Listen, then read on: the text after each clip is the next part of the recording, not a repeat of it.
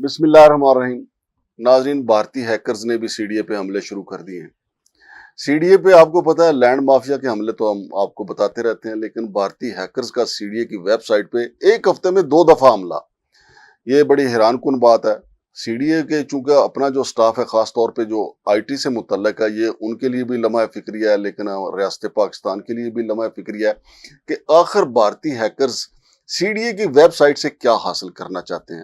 ایسا تو نہیں ہے کہ بھارت میں کوئی ایسے بیٹھے ہوں کہ متاثرین ہوں جو سی ڈی اے کے وہاں سے وہ ڈیٹا حاصل کرنا چاہتے ہوں کہ جی ہمارا پلاٹ کہاں نکلا ہے. نہ ہی بھارتی کوئی شہریوں نے یہاں پہ سی ڈی اے کا کوئی پلاٹ انہوں نے اپلائی کیا ہوگا کہ پتہ چلے کہ جی میرے سی ڈی اے کا پلاٹ نمبر جو ہے وہ کیا ہے.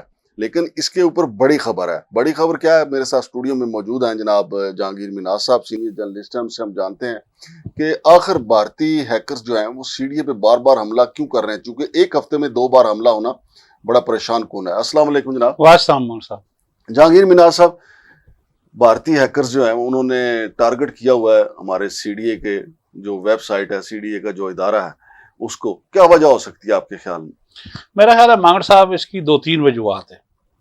ایک وجہ تو یہ ہے کہ ظاہر سی ڈی اے جو ہے یہ پاکستان جو اسلام آباد کا کیپٹل کا وہ انچارج ہے، ساری ڈیولپمنٹ کا پورے لک آفٹر کرتا ہے اپنا جو ہمارا کیپٹل ہے. ہاں، تو یہ ایک بڑی بڑی کوٹھیاں یا نقشے جو بناتے ہیں، آپ کو پتہ ہے یہ نقشے جو بنانے والا کام ہے سروے آف پاکستان، ہاں، یہ بھی ہمارا انٹیلیجنس سے ریلیٹڈ کام ہے. ہاں، اور ان کا کام بھی ان سے ملتا جلتا ہے ہاں، کہ آپ کے پورے کوٹھیاں، پھر ان کوٹھیوں میں کئی لوگوں نے لی ہوئی مختلف کاروبار ہو رہے ہیں. وہاں پہ جناب آن لائن کاروبار ہے، وہاں پہ یہ جو ہمارے کال سینٹر والا سسٹم ہے، یہ بڑا خفیہ کام آپ کو پتہ ہے.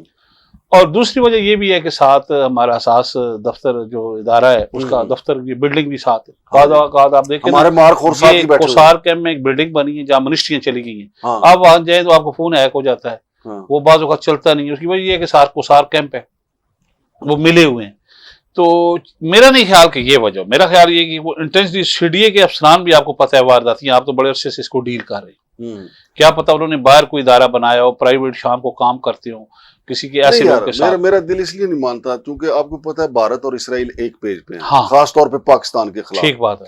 پھر آپ یہ دیکھیں کہ اسلام آباد میں جو ڈیولپمنٹس ہو رہی ہیں، جی ایچ کیو جو ہے مارگلا وہ ہمارا ادھر آ رہا ہے ٹھیک اسلام آباد. تو وہ جو سی ڈی اے کو انہوں نے ٹارگٹ کیا نا بھارتی ہیکرز نے، میرا خیال ہے یہاں سے وہ ایسے نقشے حاصل کرنا چاہتے ہیں کہ ہمارا اگلا جی ایچ کیو کہاں پہ ہوگا، کیسے ہوگا، تاکہ یہاں سے اڑا لیں. اب یہ نہلی ہے ہمارے آئی ٹی ماہرین کی. یہ تو سی ڈی اے کی نااہلی ہے کہ ان کو اگر یہی وہ ہو رہا ہے. اور ویسے سی ڈی اے کے افسران میرے خیال میں کوئی اتنے وہ کمپیٹنٹ ہے بھی نہیں. ہمارے یہاں آپ کو پتہ ہے جس طرح کے یہ ممبر شمبر آتے ہیں اور جو کام آتا ہے، سی ڈی اے کے پاس جو بے شمار عملہ ہے، لیکن وہ زیادہ تر عملہ جو ہے نا، وہ دیکھیں وہ یہ گھاس کاٹنے والے، ڈھابا ہوٹل گرانے والے، یہ انفورسمنٹ والے، ہاں اس پہ لگے ہوئے ہیں. لیکن آپ یہ دیکھیں چونکہ ڈی ایچ اے کا بھی ایک بہت بڑا سیکٹر یہاں پہ آ رہا ہے. اب بھارت اور اسرائیل تو ہمیشہ ان کی کوشش ہوتی ہے کہ پاکستان کے اوپر کوئی نہ کوئی ڈیسٹیبلائز کرے، اس کو بدنام کریں زیادہ سے زیادہ. لیکن یہ 2 دفعہ ہفتے میں صرف سی ڈی اے کی ویب سائٹ کو ٹارگٹ کرنا، تو یہ ان کے تو کان کھڑے ہو جانے چاہیے. میں کہتا ہوں کان کیا، ان کے تو رونگٹے کھڑے ہو جانے چاہیے. انہوں نے کوئی اس پہ پریونٹیو میجرز لیے ہیں، کوئی حفاظتی اقدامات کیے کہہ رہے ہیں جی، دیکھ رہے ہیں کہ وہ کس طرح انٹر ہوئے. وہ تو بھائی رشیا انٹر ہو گیا، امریکہ کا الیکشن ہوا، انہوں نے الزام لگا دیا کہ رشیا نے ہمارا ہائی جیک کر لیا سارا. نہیں، اس سے پہلے آپ کو یاد ہے ایف بی آر کا ڈیٹا ہیک ہو گیا. ہاں وہ بھی ہوا ہے، بالکل. نادرا کا ڈیٹا ہیک ہو گیا. اچھا، ایف بی آر میں بہت سارے لوگوں کو، یہ آپ کو پتہ ہے پاکستان میں 80 لاکھ بندہ ریٹیلر ٹیکس ہی نہیں دیتا. یہ بہت سارے لوگوں کا وہاں ڈیٹا پڑا ہوتا ہے کہ مانگڑ صاحب ایک بینک چلا رہے ہیں تو کتنا پیسے دیتے ہیں. یہ بھی بڑا کام ہوتا ہے کہ پھر آپ کو پتہ ہے ہمارے جیسے ملک میں جہاں سیکورٹی بہت بڑا ایشو ہے، کسی پیسے والے بندے کو تو ویسے ڈر لگتا ہے. کراچی میں شادیاں ہوتی ہیں، وہ ڈر جاتے ہیں بیچارے، بتیاں نہیں لگاتے، وہ اٹھا کے نہیں لے جائے. پاکستان میں تو سیکورٹی اسٹیٹ ہے یہ.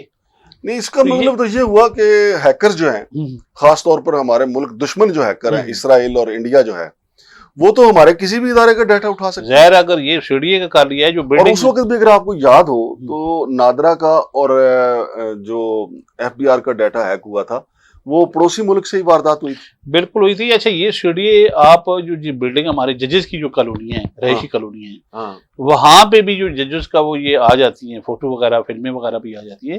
یہ سی ڈی اے کی ذمہ داری ہوتی ہے کہ وہاں پہ لائنیں بچھائے، وہاں پہ الیکٹریسٹی کا کام ہے، دوسرا تیسرا کام ہے. اس میں اگر وہ بندہ ایسا گھس کے ہے کہ وہ یہ کام واردات ڈال دے، یہ بڑا ساز کام ہے. تو وہ آپ کے ججوں کی سیکورٹی لیک ہو رہی ہے, آپ کے جو اور پروفیسر ہیں, جو آپ کے کریٹر ہیں, جو آپ کے مختلف پروگراموں کو ہیڈ کر رہے ہیں یہاں پہ. مجھے تو ایسا لگا کہ نہ تو پارلیمنٹ کی ویب سائٹ اب محفوظ ہے, نہ سپریم کورٹ کی محفوظ ہے, نہ ایوان صدر کی محفوظ ہے. ہماری کوئی بھی ویب سائٹ جو ہے وہ کوئی محفوظ نہیں ہے.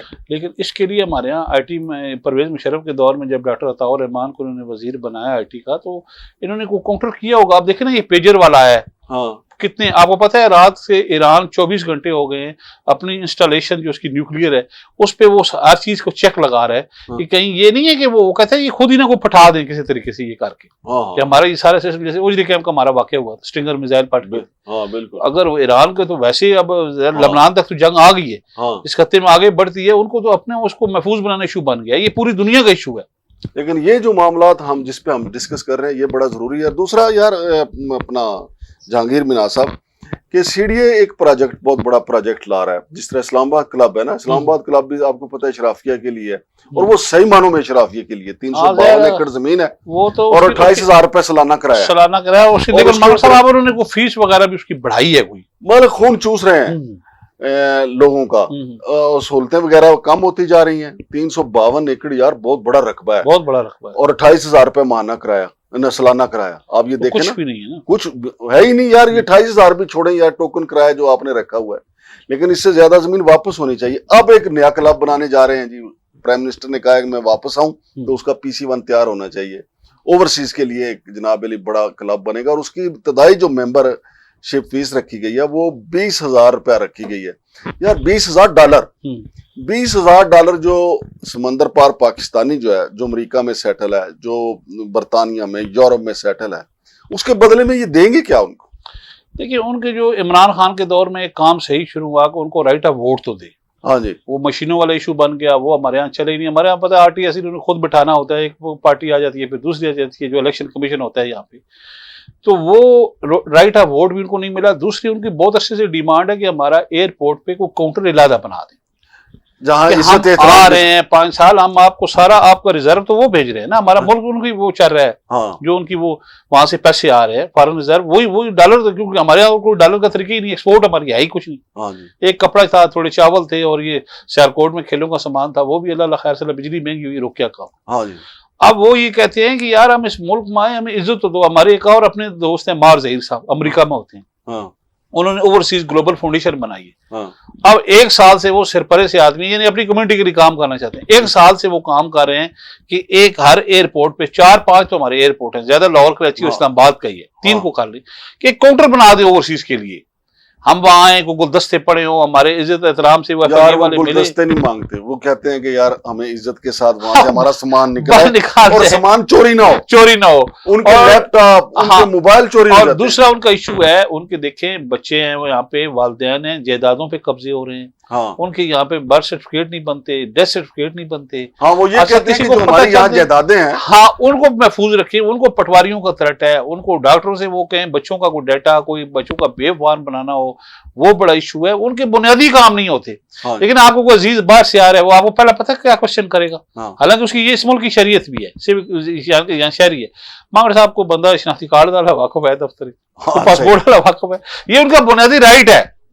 نہیں, یا دوسرا جو مجھے زیادہ تر فون آتے ہیں کہ یار پٹواری نے ہیرا پھیری کر کے میرا پلاٹ کسی اور کے نام یہ تو بہت زیادہ کیسز ہے, تقریباً 400-500 کیسز ہیں ایسے, جو انگلینڈ 400-500 نہیں, میں انگلینڈ امریکہ کے بتا رہا ہوں کہ جن کی جائیدادیں تھیں ان کو پتہ ہے یہ 4 سال بعد اس نے آنے, ان کو پتہ ہوتا ہے نا پیچھے کہ آپ کے بنگڑ صاحب کے 2 بھائی ہیں کینیڈا میں, امریکہ میں, انہوں نے آنے نہیں. تو یہ جو $20,000 انہوں نے فیس رکھی ہے, ان پہ اعتبار کرے گا کوئی اوورسیز پاکستانی؟